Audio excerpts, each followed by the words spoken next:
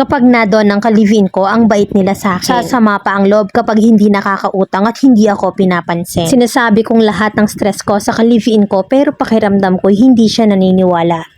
May ka-live-in partner ako ngayon at meron kaming baby na turning 4 months. 5 months pregi pa lang ako ay nakipisan kami sa kanila. Katwiran ng live-in partner ko, wala akong kasama at kailangan ko ng gabay. Huwag daw akong mag-alala at okay na okay naman daw ang pamilya niya. Hindi kasi kami tanggap ng pamilya ko dahil yung pinili ko daw na partner walang wala sa buhay. Mahirap na nga raw kami, pumili pa daw ako ng mas mahirap. Pumayag akong makipisan sa pamilya ng partner ko kasi wala naman talaga akong makakasama. And take note na breadwinner ang live-in partner ko sa kanila. Wala sana sa plano namin ang pagbubuntis pero binigay. Construction worker si live-in partner ko at sakto lang sa aming tatlo ng anak namin ang kinikita niya. Nung nakapisan kami sa kanila, gastos naming lahat ng pagkain, gas, mineral water, etc. Ito silang magkakapatid at siya ang panganay. Lahat ng kapatid niya kasama ang nanay at tatay niya ay sagutin namin sa pagkain. Wala kasing trabaho ang tatay niya at ang nanay niya naman ay kasambahay sa katabing bahay na sumasahod lang din ng 5K a month. Kahit may pera sila, hindi sila naglalabas, talagang hinihintay kami. Month of December ay 7 months na yung tiyan ko at wala pa kaming ipon kahit na piso. Kaya nakiusap ako sa ka-live-in ko na itigil na muna ang paggastos sa pagkain dahil kailangan naming mag-ipon. Pumayag naman siya pero ang kondisyon ay kapag wala siyang pasok sa work balik sa setup na gawain. Which is pakainin namin silang lahat. Kada linggo lang naman siyang walang pasok pero sa buong araw ng linggo na yun nakakaubos kami ng 1.5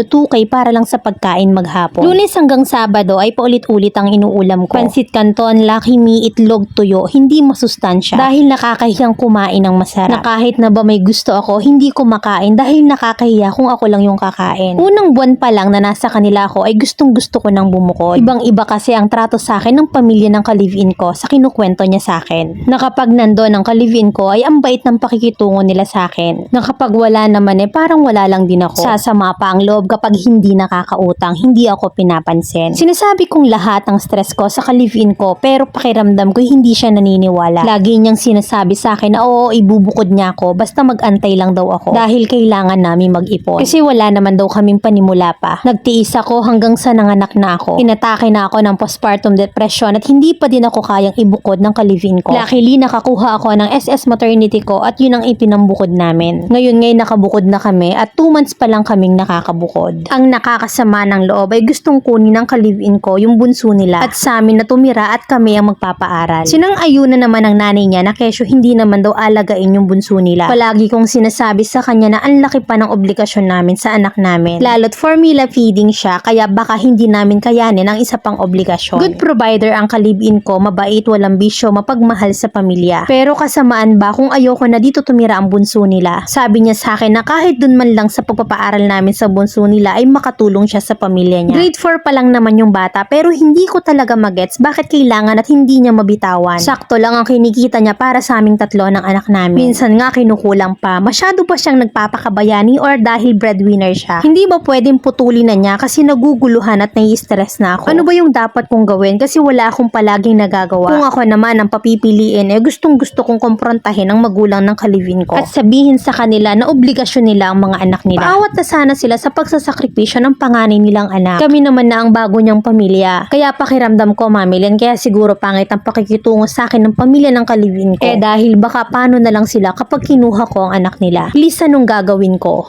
Letter sender, Dina.